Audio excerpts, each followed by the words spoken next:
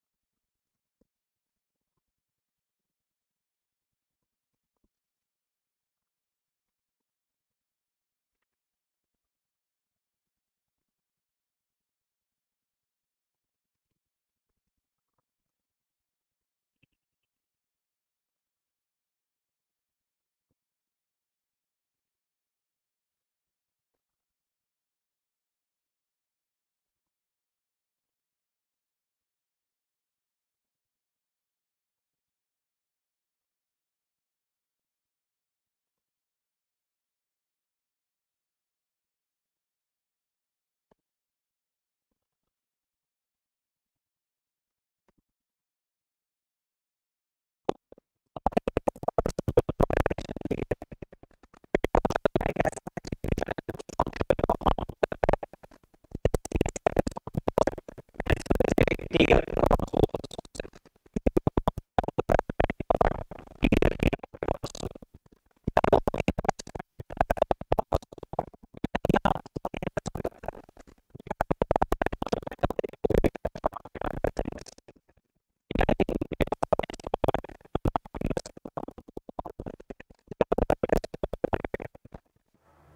ठीक है ना जी। तो बेटा कॉमर्शियल बैंक के कुल मिला के तीन ही फंक्शन है, इन्हें हम फाइनेंस कंपनी भी बोलते हैं। और अगर आपको अकाउंट्स याद है तो अकाउंट्स में भी बेटा डिविडेंड पे करना, रिसीव करना, इंटरेस्ट पे करना, रिसीव करना, इनकी ऑपरेटिंग एक्टिविटी है। फाइनेंस कंपनी की ऑपरेटिंग एक्टिविटी है डिविडेंड पे करना और रिसीव करना।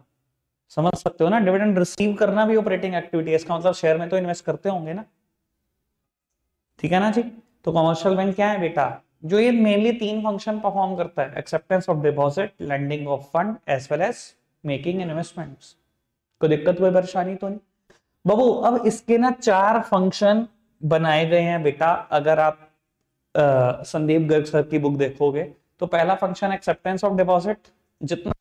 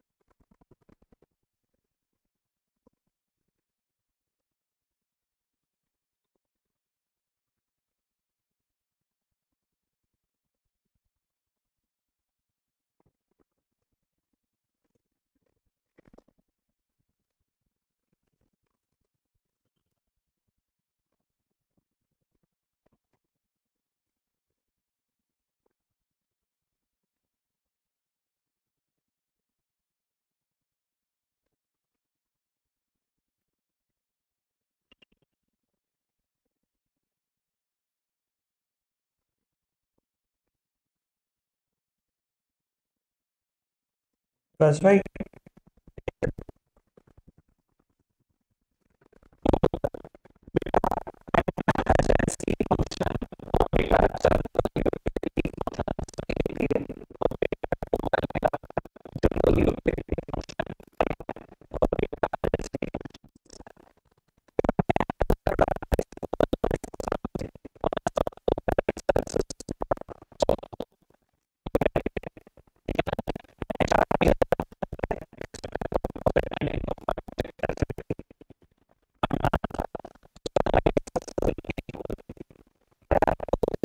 फैसिलिटी की मैंने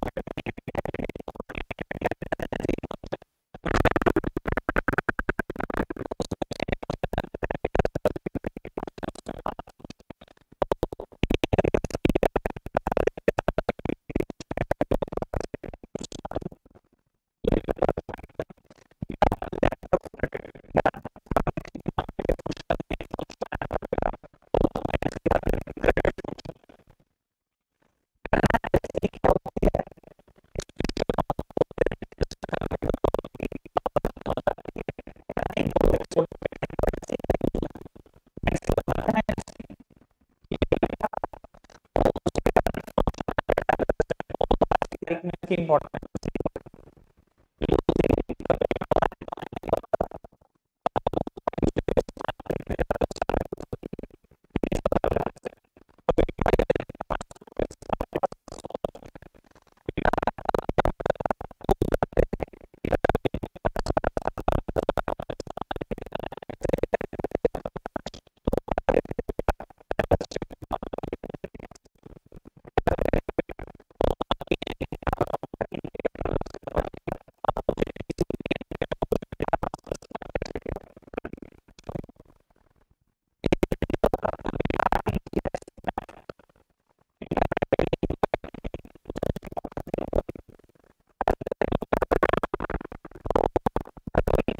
बैठे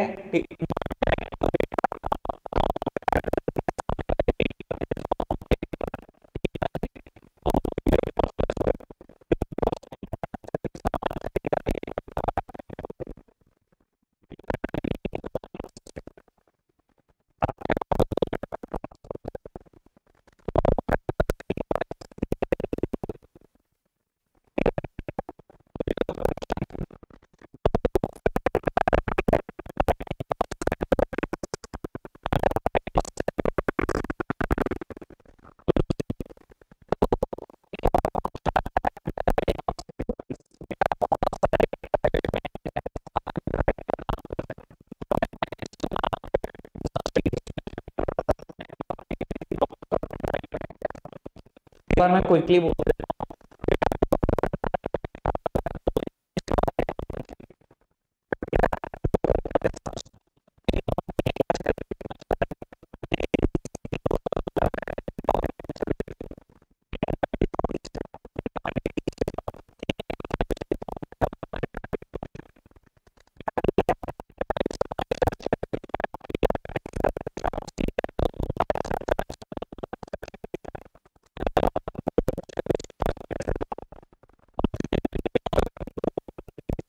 और जो शेयर तो उन्हें नहीं बेचे मुझे देते रहो, मैं अपने आप बेच लूं। ये तो हुए ब्रोकर।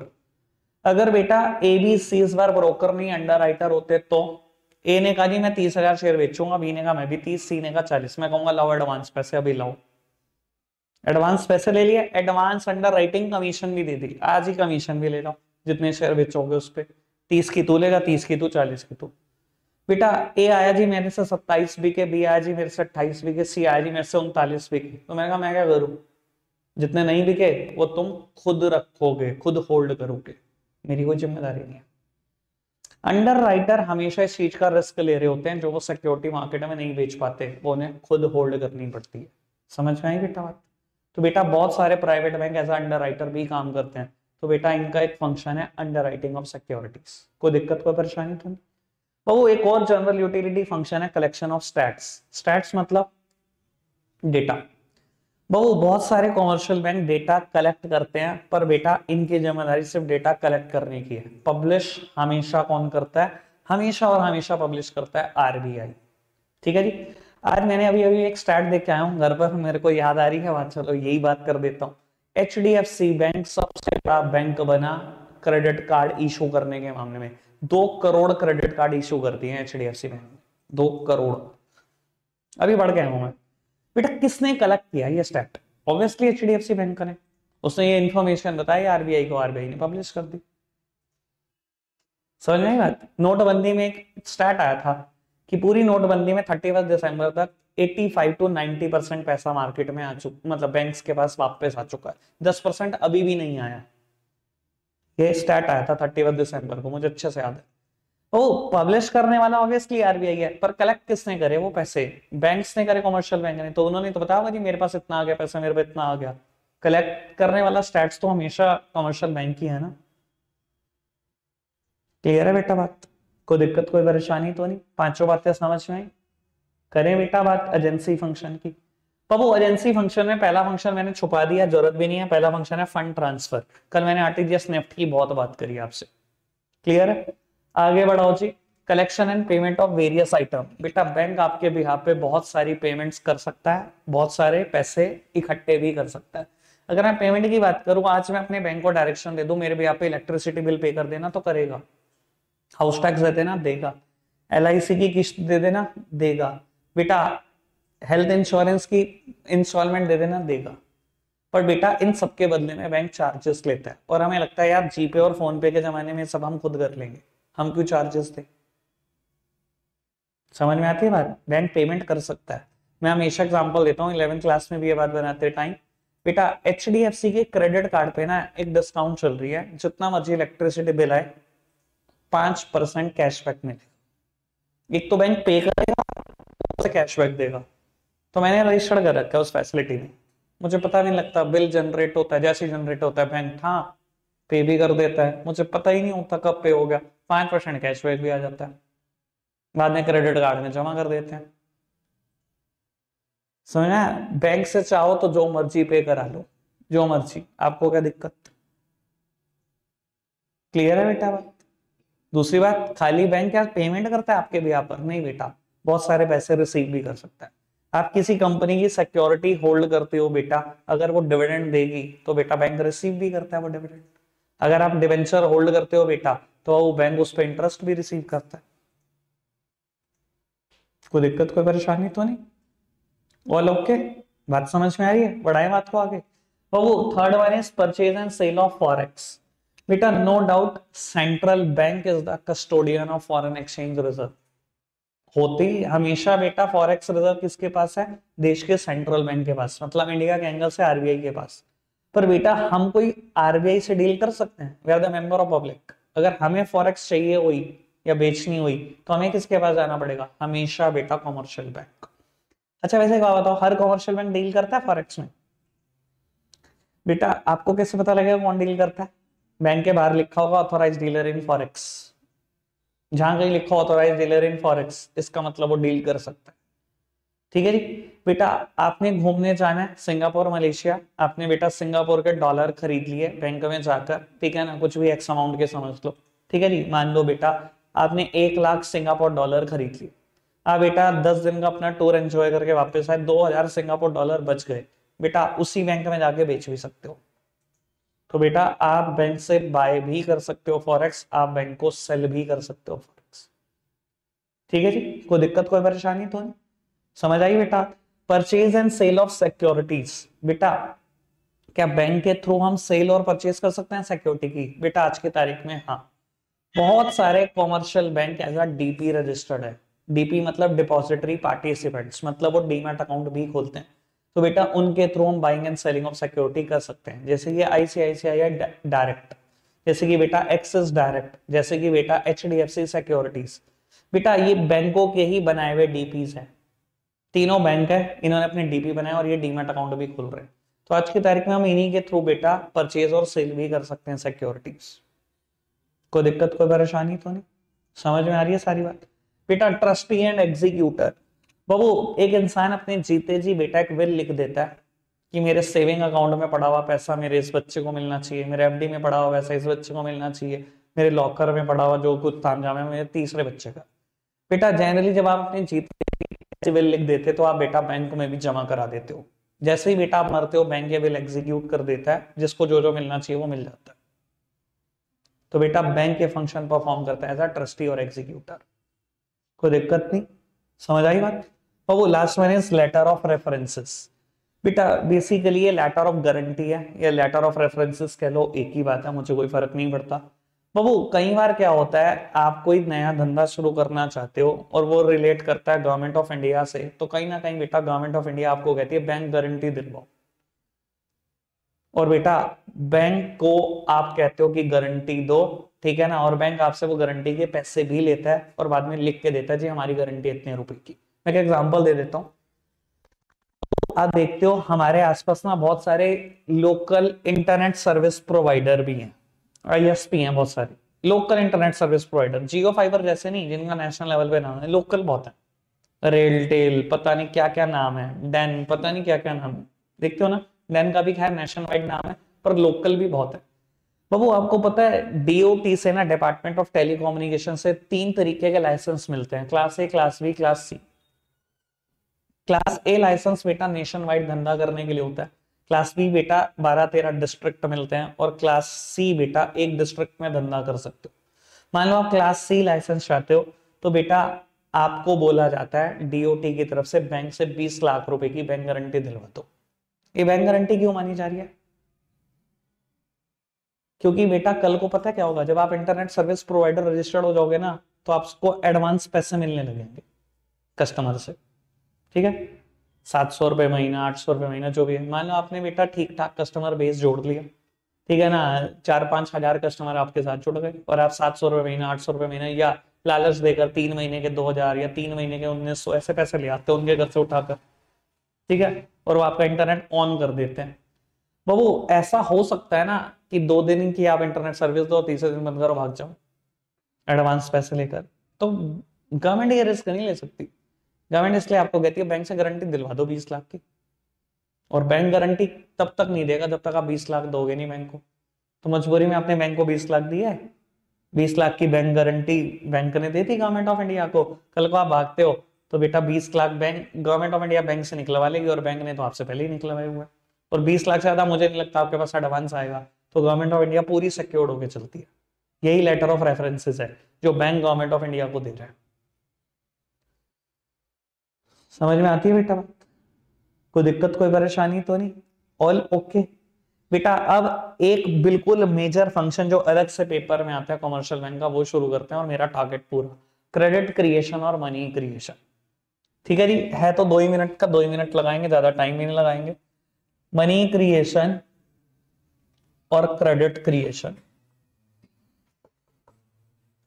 बाबू जब पहली बार किसी को बताया जाता है ना ये बात कि कॉमर्शियल बैंक का फंक्शन है, उसे डाइजेस्ट नहीं होता।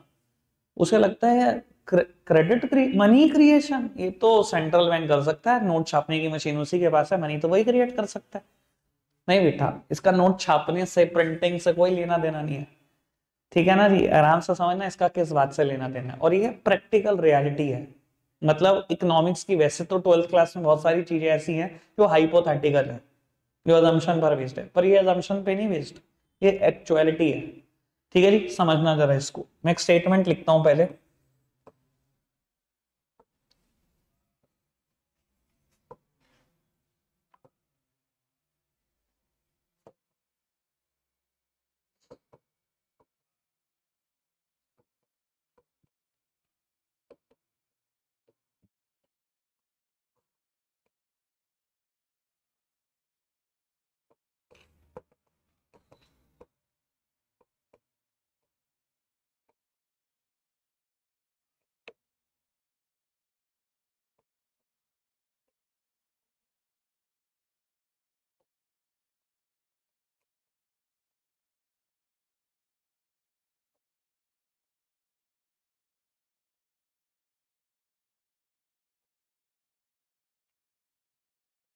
लो पुत्र समझना, मैंने एक स्टेटमेंट लिखी मनी क्रिएशन को समझाने के लिए मैंने लिखा बेटा bank can land more fund what is lent to them. बेटा बैंक आपको कई गुना लोन दे सकते हैं जितना आपने उनको लोन दिया है उसके कंपैरिजन। क्या हम भी बैंक को लोन देते हैं? बेटा मैंने जो डिपॉजिट बैंक को दिए वो बैंक के लिए लोन ही है। मैंने तो डिपॉजिट दिए, बैंक के पास जब पैसा है बैंक ने तो यही मांग किया ना, भाई मेरे ऊपर कर्जा तेरे वापस करूंगा। पर वो कहता है बेटा जितना कर्जा आपने बैंक को दिया है, मतलब जितना डिपॉजिट आपने बैंक को दिया है, बैंक उस कर्जे का कई गुना कर देता है। Bank can land more fund what is lent to them. ठीक है जी, मैं स्टेटमेंट को जस्टिफाई करूंगा, बेटा टेंशन मत लो। दो अजम्पशन लिए मैंने बेटा इस बात को समझाने के लिए कि बेटा पहली अजम्पशन है all the transactions are bank, मतलब इकोनॉमी में एक भी ट्रांजैक्शन, सिंगल ट्रांजैक्शन भी कैश की नहीं है, सारी ट्रांजैक्शन बैंक के थ्रू होती है। दूसरी assumption all banks are considered as one unit, no PNB, no SBI, no Bank of Baroda, Bank of India, कुछ नहीं, सब एक, सारे बैंकों को एक मान दिया।